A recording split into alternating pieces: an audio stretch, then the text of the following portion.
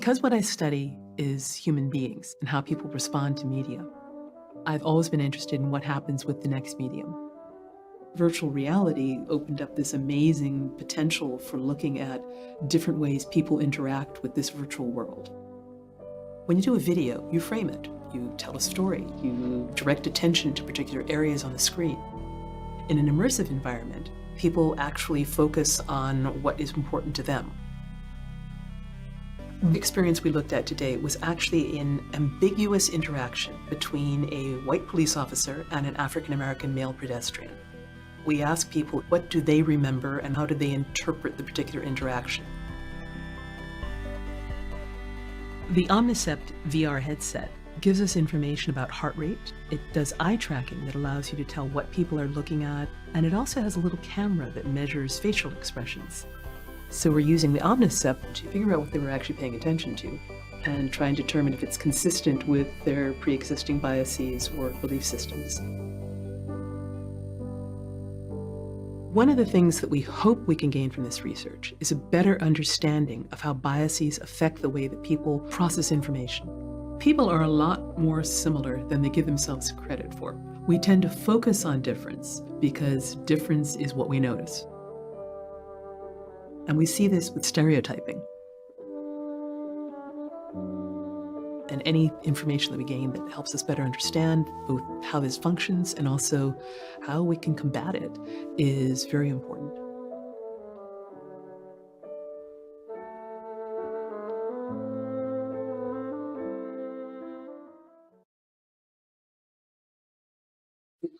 Right, as we think about this importance of VR in learning. And hello, everyone. Thank you for joining this session. Really appreciative to be here at Gatherverse. And Christopher, thank you for inviting us.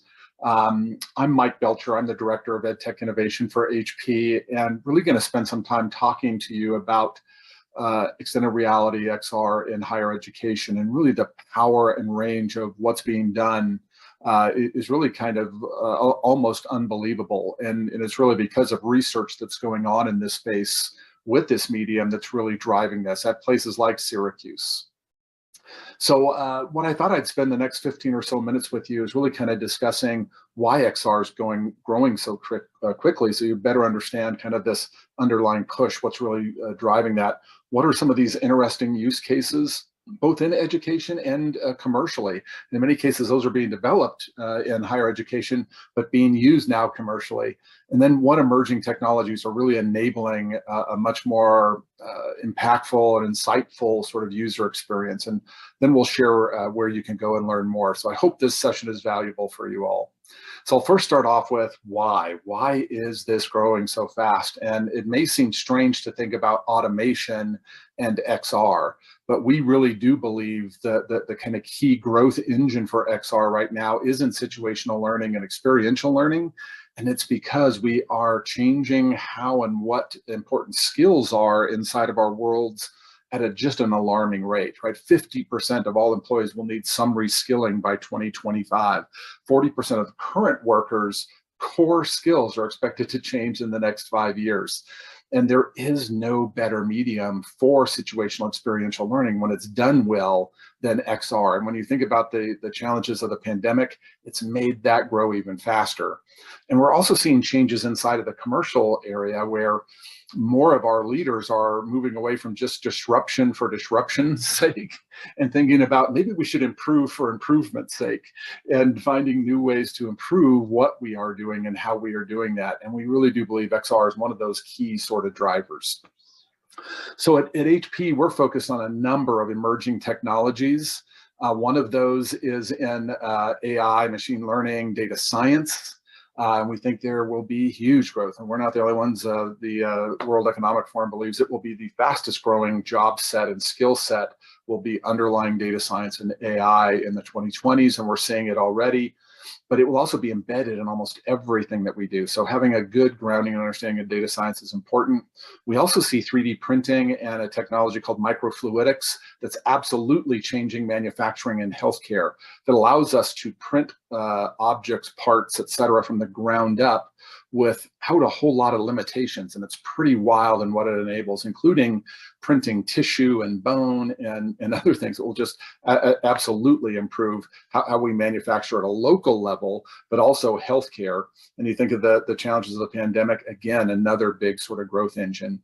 And then lastly, but certainly not least, is an area where we've actually stood up a whole business unit in XR, because we see the power of this in a number of different use cases. But one of the most important ones for us is in education. And we're seeing this grow dynamically. There probably isn't a better medium for experiential and situational learning, particularly in dangerous or logistically challenging or areas that would just be hard to repeat or stop and do teachable moments in the middle of an experience. But XR allows us to do that because we're in a fake environment that feels real to our brain, right?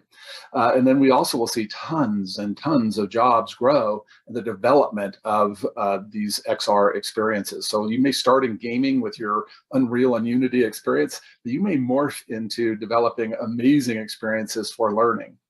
And this really is why, if you haven't seen this study, it's a great study really on this effectiveness of VR for learning. And some of the things that we were believing, or we had a hypothesis, were that we learn better in VR for a couple of reasons. One, because we're fully immersed and the outside world goes away and we can focus in on what we're doing. Secondly, this ability to stop in the middle, do a teachable moment with an instructor or a teacher or with an AI, and then go right back in and practice a new strategy. We can't do that in a live environment. And so we see these incredibly, really strong pushes to move us towards VR for learning. And as the cost of this equipment goes down, the ease of development goes down, we're going to see this price parity really play out over classroom or even traditional e-learning with a far better, far more improved learning model. And so we started some of this research with EDUCAUSE, almost 5 years ago now, and really with a core group of some universities, including Yale and Syracuse and a slew of others, Columbia University. But it was really, we didn't have enough use cases. This was still pretty fledgling. And so we wanted to see what could innovative schools really come up with and what could researchers come up with, and they blew us away. And so we kept that core cohort from that very first year and have just added on every single year. And so now we have these great reports all on these amazing use cases, how they did what they did, what they wish they knew before they started off, a blueprint for how should I go and build out VR experiences for other schools to latch onto and take advantage of. And so we now have over 30 schools in this cohort of learning in 3 dimensions and XR for teaching, called Campus of the Future. And we just added 5 new schools this year that are all historic Black colleges and universities. We think we're going to have a whole nother perspective of biases and other sorts of things coming out of the great research that we'll see in this. So if you're interested in learning more about this, we've got some great links for you to go and learn. Those kind of use cases commercially, design, absolutely. And we'll share some really kind of cool use cases, right? XR, VR allows us to do design and experience design in a whole nother way. Data science is another area where understanding data sets, and maybe you've got 15 different screens of data that you're trying to make sense of, being able to put it into 3 dimensions, to be able to understand it better for you as a data scientist, but to also explain it to others who are not data scientists, is really, really powerful. So this idea of visualization, where visualization helps us improve. And then situational learning, like we see in the middle with a software tool called Immersion, that allows for experiential learning and for you to interact with virtual patients or virtual students, like we're seeing here, where a teacher is actually working with a virtual student and practicing in an environment where she's seeing the student, everyone else can be behind her and actually see what she's doing, but the instructor can stop in the middle and say, hey, I love that strategy. Do you see how that student responded? Can anyone think of another strategy maybe we could try? And boom, now you can jump right back in and try another strategy to see if it improves at all. Really kind of cool the way that you can create these sort of interactive experiences that just wouldn't be done any other way without VR and without AI. So some cool things that are occurring there. most everyone has seen in the bottom left-hand corner some of the anatomy training and great science training. But in the bottom right-hand corner, you may not be aware of Ovation, who I use this tool myself. And they started off really as a communication building tool set. So to build your communication skills, whether you're teaching in a classroom, you're presenting in a boardroom, you're in a courtroom defending someone, or you're interviewing with someone, the ability to put yourself in these situations and have it feel real, present exactly what you're going to present, have it be recorded. And then with some new technologies we're going to talk about in a moment called Omnisept, and like Syracuse mentioned, really change the dynamic of the feedback you get while you're in this experience. And then we also see amazing things happening in the training area, and particularly very high-end technical training. This is Dassault Systems, and they use VR to train their aircraft mechanics. And so before they ever allow their mechanics to work on these incredibly expensive millions, sometimes billions of dollars worth of aircraft, they get to practice their muscle memory on how these systems work, what they look like, and get to practice over and over and over again, troubleshooting issues before they ever get out and actually work on the aircraft. And when they go out to actually work on a client's aircraft, they can bring their VR headsets with them and actually do miniature training modules in the middle of while they're trying to solve for a problem. Really makes a huge amount of sense when you think about, God, that's a powerful sort of use case. We also see this in the more emotional areas. And because when you're immersed in this VR experience, your brain believes you're somewhere else, you still feel those same emotions. If you stand on the edge of the building and you're afraid of heights, you will feel like you're going to fall off.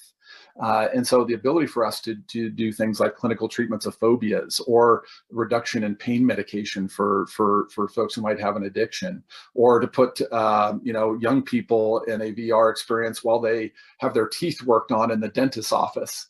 It allows us to use these in kind of really unique ways.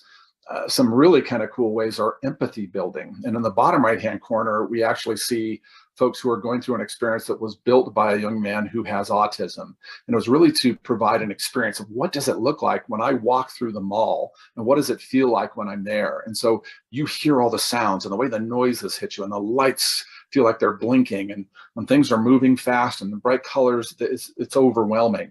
Within about 10 minutes, most people can't stand it anymore. And I actually got a little teary-eyed coming out of this one. My God, how do you survive like this, right? So it puts you in a whole nother space to where you can understand what it's like walking in the shoes of another.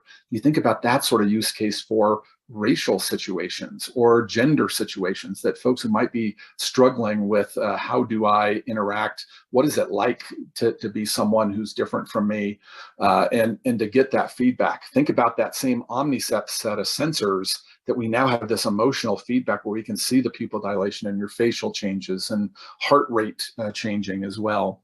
And then in the bottom left, what I think is going to be one of the most important sort of use cases for training will be in first responder training.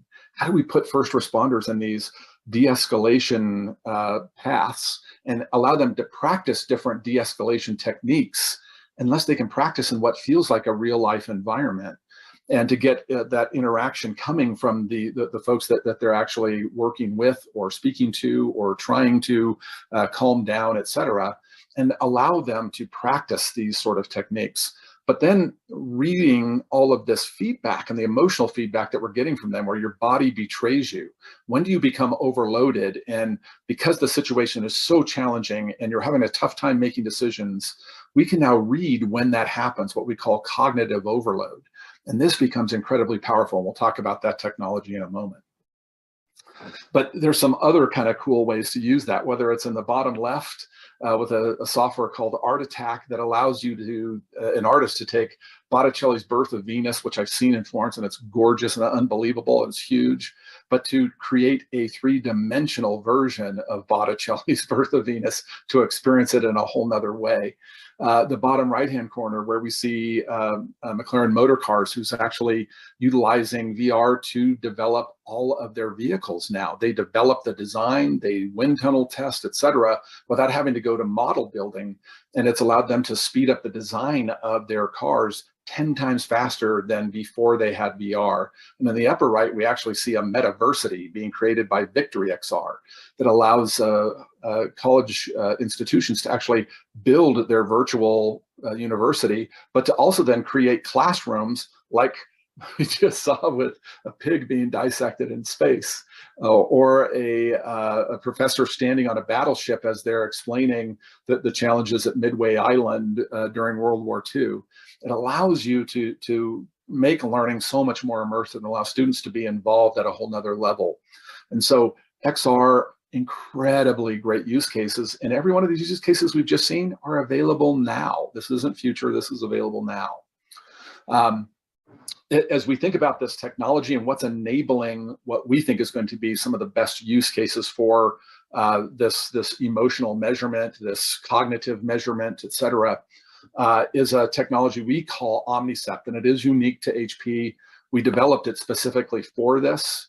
And so inside the headset, you have not just eye tracking and where you're looking, but pupillometry, so pupil dilation. So we can tell where you're getting excited or what things sort of made you interact. Heart rate, as your heart rate goes up and down, what's happening there. Facial expressions with cameras on your face. We embed these inside of a software program through Omnisept that then measures all of these and pulls them together through an AI tool to give you some insights as to what was the cognitive load, what was that interaction from that particular user at every different phase while they were in this VR experience. And so we know exactly when that first responder got overloaded. And when they got overloaded, that's where they might make a mistake if they were an EMT or if they were a law enforcement officer. And do they make a mistake that is critical and where we actually have death involved, right? So that we can practice these over and over again until we try new strategies and new techniques and find a way to control ourselves so that we can keep our activity at a level where we don't overload and we actually make great decisions throughout this process. And so this sort of technology is one of these that we believe is going to be the most impactful to learning, and you'll see tons of new software vendors pick up this mantle. And some of those are listed here. We've got some great links for you. We'll make sure this gets shared with you as well. But whether it's Ovation or Victory or Immersion, Pixo VR is doing some amazing things. Thea for interactivity, ViewMind, Nimbus for vocational training. It's amazing how fast this is growing and what this next generation of technology like Omnisept is enabling to actually have better interactions than maybe our interpersonal reactions in certain instances. And so finding what is that great use case is incredibly important. We told you we would share with you as well some other great links. We actually do some work with higher education as well through the grants office. And so if we have an innovative idea coming out of a higher ed institution, maybe they saw something in our EDUCAUSE environment, they go, oh my gosh, I'd like to do something like this, but I would do it for a whole nother industry or a whole nother use case. We actually have a group called the grants office we work with that will help them go find grants to go do the development of that experience that they're looking to create, so they can find the funding so that the funding doesn't become that gating sort of instance. And if you're interested in learning more about all the different things HP does, we have those here as well.